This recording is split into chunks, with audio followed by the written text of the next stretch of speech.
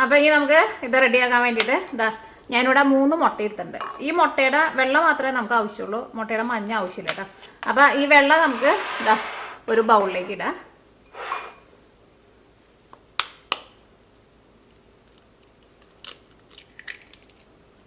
അതിപ്പോൾ ഫ്രിഡ്ജിൽ വെച്ച മുട്ടയെ റൂം ടെമ്പറേച്ചറിൽ ഇരിക്കുന്ന മുട്ട ഏത് മുട്ടയായിരുന്നാലും കുഴപ്പമില്ല.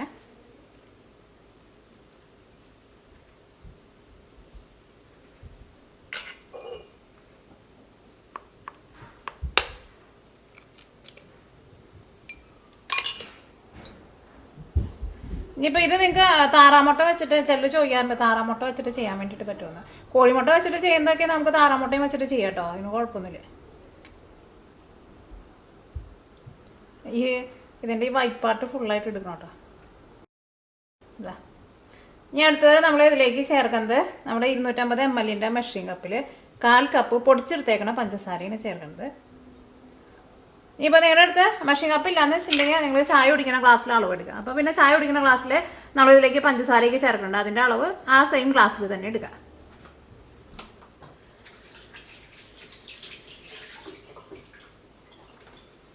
അപ്പോൾ ഇതിലേക്ക് 1/4 കപ്പ് പഞ്ചസാര, ചെറിയ തരിയുള്ള പഞ്ചസാരയാണെങ്കിലും മിക്സിയിലിട്ടിട്ട് നന്നായിട്ടൊന്ന് പൊടിച്ചിട്ട് വേണം ചേർക്കാൻ വേണ്ടിയിട്ട്.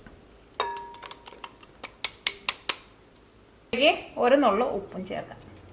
നമ്മൾ ഇത് ബീറ്റർ വെച്ചിട്ട് ബീറ്റ് ചെയ്തിട്ട് നല്ല ഫ്ലഫി ആക്കിയിട്ട് നല്ല ക്രീം പോലെ എടുക്കണം. അപ്പോൾ ഇതിന് ഇലക്ട്രിക് ബീറ്റർ തന്നെ വേണം കേട്ടോ, കാരണം ഇത് ബീറ്റ് ചെയ്തിട്ട് എടുക്കാൻ വേണ്ടിയിട്ട് മറ്റേ ഹാൻഡ് വിസ്ക് വെച്ചിട്ട് അങ്ങനെ വെച്ചിട്ട് നമുക്ക് ചെയ്തിട്ട് എടുക്കാൻ വേണ്ടിയിട്ട് കുറച്ച് പാടായിരിക്കും.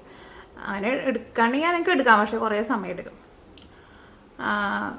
പിന്നെ ഇത് റെഡിയാക്കിയിട്ട് എടുക്കാൻ വേണ്ടിയിട്ട് ഏകദേശം ഒരു 10 മിനിറ്റിൻ്റെ അടുത്ത് എടുക്കും കേട്ടോ. നമ്മൾ ക്രീമൊക്കെ നമ്മൾ ബീറ്റ് ചെയ്തിട്ട് എടുക്കുമ്പോൾ നമുക്ക് ഒരു 4-5 മിനിറ്റിനുള്ളിൽ നമുക്ക് റെഡിയാക്കി കിട്ടും. പക്ഷേ ഇത് റെഡിയായിട്ട് വരാൻ വേണ്ടിയിട്ട് ഇച്ചിരി സമയം കൂടുതലെടുക്കും.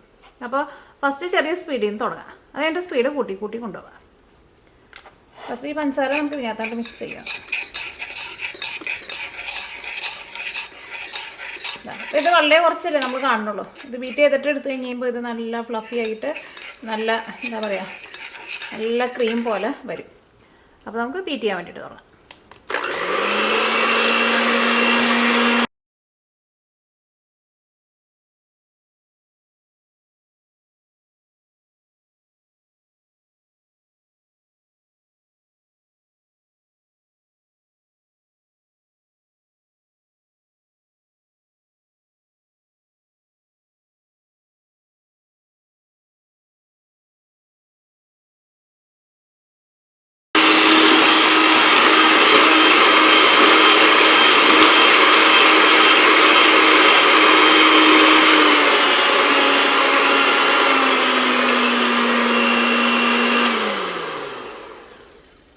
നോക്കിയേ, ഇതിപ്പോൾ നല്ല ക്രീം പോലെ വന്നിട്ടുണ്ട്. ഇതേപോലെ ഇങ്ങനെ വരണം. നമ്മളിങ്ങനെ എടുക്കുമ്പോൾ ഇതേപോലത്തെ ഇങ്ങനെ ഒരു ടെക്സ്ചറിൽ വരണം. അപ്പോൾ ഇത് ഫസ്റ്റ് ഇതേപോലെ ഇങ്ങനെ റെഡി ആക്കിയിട്ട് വയ്ക്കാം. ഇനി നമുക്ക് ഇതിലേക്ക് നമുക്കൊരു സിറപ്പ് റെഡിയാക്കണം. അപ്പോൾ ഇത് ഇങ്ങനെ തന്നെ ഇരിക്കട്ടെ, സിറപ്പ് നമുക്ക് പെട്ടെന്ന് റെഡിയാക്കിയിട്ട് എടുക്കാം.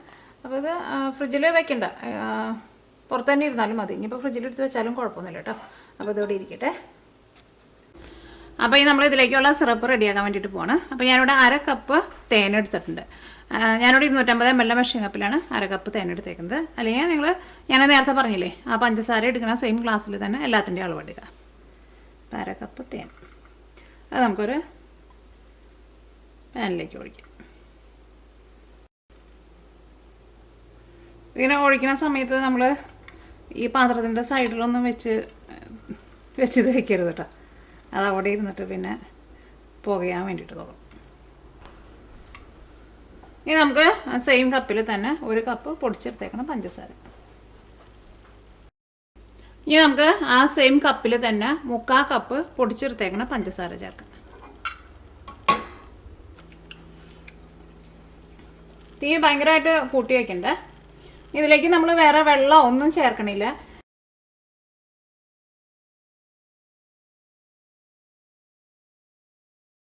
നല്ല ചൂടിൽ വെക്കണം കേട്ടോ. അങ്ങനെ ഭയങ്കരമായിട്ട് അങ്ങോട്ട് ചൂടിൽ വെക്കേണ്ടതെന്ന് മാത്രം. തീ ഭയങ്കരമായിട്ട് കുറച്ച് വെച്ചിട്ടുണ്ടെന്ന് വെച്ചിട്ടുണ്ടെങ്കിൽ ഇത് മെറ്റായിട്ട് വരാൻ വേണ്ടിയിട്ട് കുറേ സമയം എടുക്കും. ഇതിലേക്ക് പുക കയറിയത്, അതിന് വേണ്ടിയിട്ട് ഞാൻ ആ തീ കുറച്ച് വയ്ക്കാൻ വേണ്ടിയിട്ട് പറഞ്ഞത്. അത് നോക്കിക്കേ, ഇതിപ്പോൾ ഇങ്ങനെ വെള്ളമായി തുടങ്ങിയിട്ടുണ്ട്. ഇപ്പോഴും ഇതിൻ്റെ ഒരു ടെക്സ്ചർ ഉണ്ട്. ഇതിങ്ങനെ ഭയങ്കര തിക്കായിട്ടാണ് ഇരിക്കുന്നത്.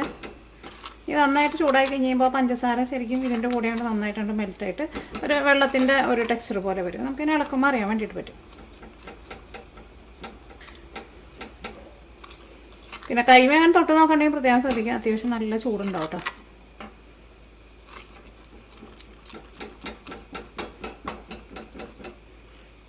മെൽറ്റായി തുടങ്ങിയിട്ടുണ്ട്. ഇപ്പോഴും ഇതിൻ്റെ ഒരു ടെക്സ്ചർ കണ്ടേ, അതാണ്ട് ക്ലിയർ ആയിട്ടില്ലേ കണ്ടേ.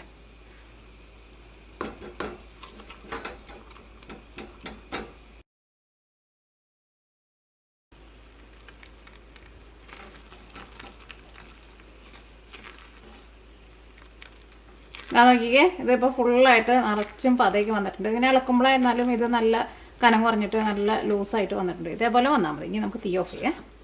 ഇനി ഇത് നമ്മൾ ഇരുന്നിട്ട് ഒന്ന് ഇളം ചൂടാവണം.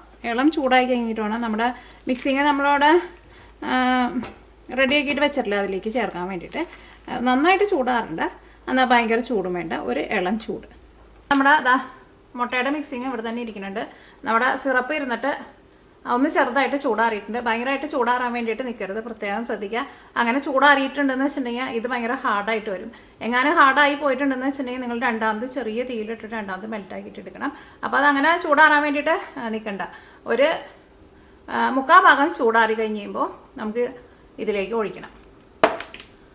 അപ്പോൾ ഒറ്റയടിക്ക് മുഴുവനായിട്ട് ഒഴിക്കരുത്, കുറേശ്ശെ കുറേശ്ശെ ഒഴിച്ചു കൊടുക്കുക. എന്നിട്ട് അത് ബീറ്റ് ചെയ്തുകൊണ്ടിരിക്കുക. അപ്പോൾ നമ്മൾ ബീറ്റർ ഓൺ ആക്കട്ടെ.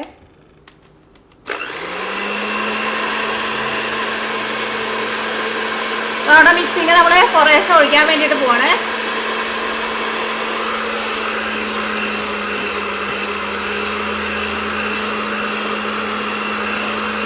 ഒറ്റയടിക്ക് ഫുള്ളായിട്ട് ഒഴിക്കരുത്, പ്രത്യേകം ശ്രദ്ധിക്കുക. അത് ഇങ്ങനെ കുറേശ്ശെ കുറേശ്ശെ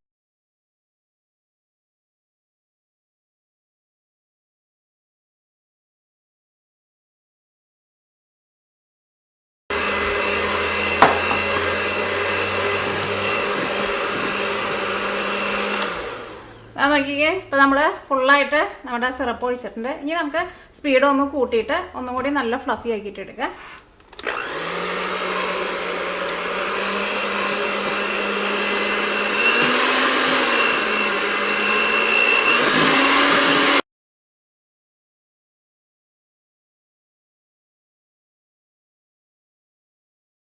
അപ്പോൾ നമ്മുടെ മിക്സിങ് റെഡി ആയിട്ടുണ്ട്.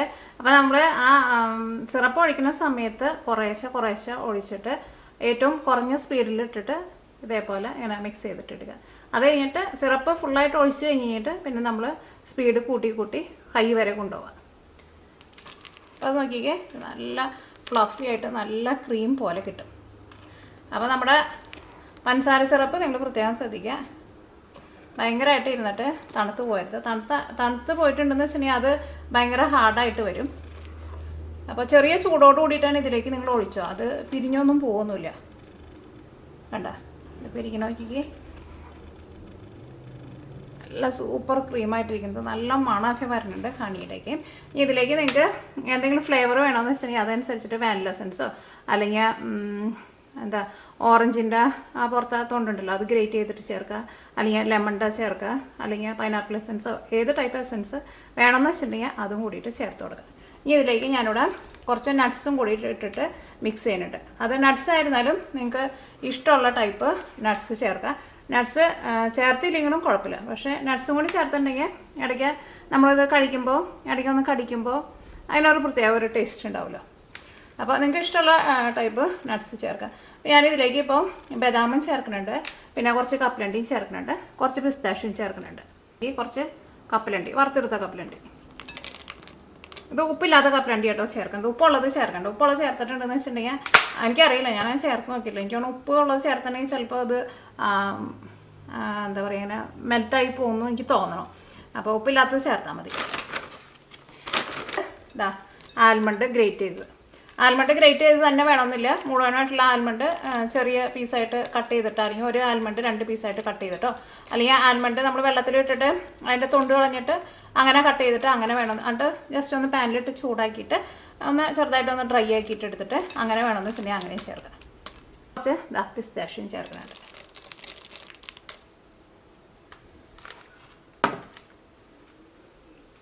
ഇത് നമുക്ക് എല്ലാം കൂടിയിട്ടൊന്ന് മിക്സ് ചെയ്യാം. നല്ല സോഫ്റ്റായിട്ടിരിക്കും, കാണാൻ തന്നെ നോക്കിക്കേ നല്ല അടിപൊളി ഭംഗിയാണ്. അതേപോലെ തന്നെ കഴിക്കാനാണെങ്കിലും നല്ല സൂപ്പർ ടേസ്റ്റ് ആയിരുന്നു.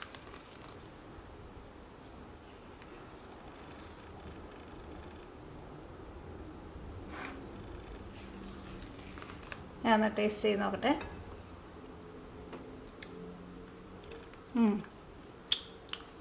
നല്ല ടേസ്റ്റാണ്.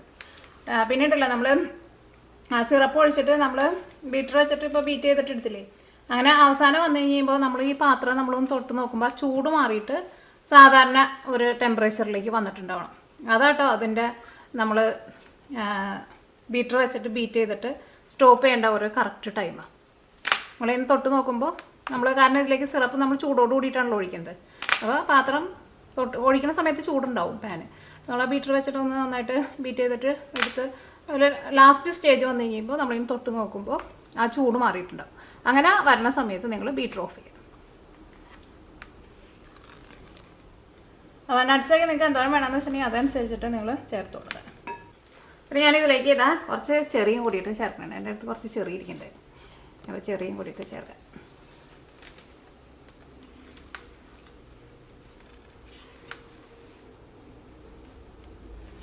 ഓക്കെ, ഇനി ഇത് നമുക്ക് സെറ്റ് ചെയ്യാൻ വേണ്ടിയിട്ട് ഒരു പാത്രം എടുക്കുക.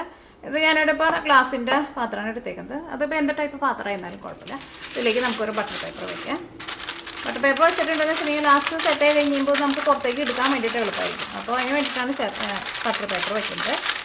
നിങ്ങളുടെ അടുത്ത് ബട്ടർ പേപ്പർ ഇല്ലയെന്ന് വെച്ചിട്ടുണ്ടെങ്കിൽ വെച്ചിരിക്കും കുഴപ്പമില്ല, പക്ഷേ അത് പുറത്തേക്ക് അപ്പോൾ എടുക്കാൻ വേണ്ടിയിട്ട് പറ്റില്ല. അപ്പോൾ നിങ്ങൾക്ക് സ്പൂണും കൊണ്ട് കോരി എടുക്കേണ്ടി വരും.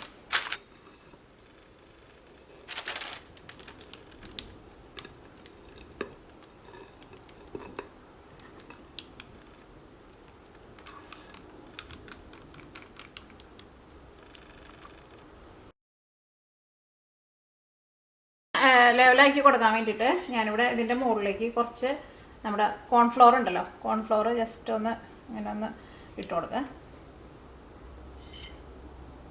ഒരുപാട് ഇടണ്ട, ജസ്റ്റ് ഒന്ന് ഇങ്ങനെ ഇടുക. എന്നിട്ട് എന്ത് ചെയ്യണമെന്ന് വെച്ചിട്ടുണ്ടെങ്കിൽ കാണിക്കാം. നമ്മുടെ കൈമയും കുറച്ചുണ്ടാവണം കേട്ടോ. എന്നിട്ട് ഇതാ ഇങ്ങനെ വെച്ചിട്ട് ഒന്ന് പ്രസ് ചെയ്ത് കൊടുക്കുക. അപ്പോൾ നമ്മുടെ കൈമയിരുന്നാലും ഇതാ പിടിക്കില്ല. അത് നമുക്ക് നല്ല കറക്റ്റ് ലെവലാക്കിയിട്ട് എടുക്കാൻ വേണ്ടിയിട്ട് പറ്റും. നമുക്ക്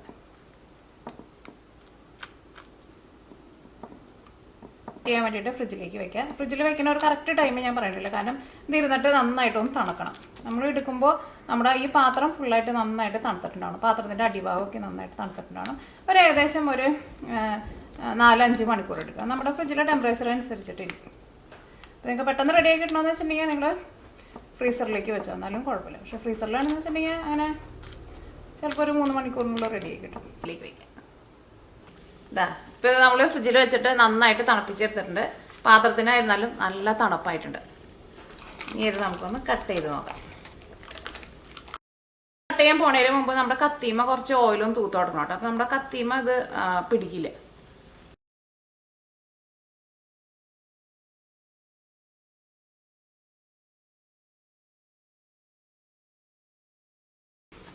അപ്പോൾ ഇത് നമ്മൾ കട്ട് ചെയ്തെടുത്തിട്ടുണ്ട്. ഇതിൻ്റെ മുകളിൽ നമുക്ക് വേണമെന്ന് വെച്ചിട്ടുണ്ടെങ്കിൽ കുറച്ച് ചെറി ഇട്ടിട്ട് ഇതൊന്ന് ഗാർണിഷ് ചെയ്യാം. പക്ഷേ ഇതിൻ്റെ ഉള്ളിലൊക്കെ അത്യാവശ്യം നന്നായിട്ട് നട്ട്സൊക്കെ ഉണ്ട് കേട്ടോ, നമ്മൾ ഇട്ടിട്ടുണ്ടായിരുന്നല്ലോ.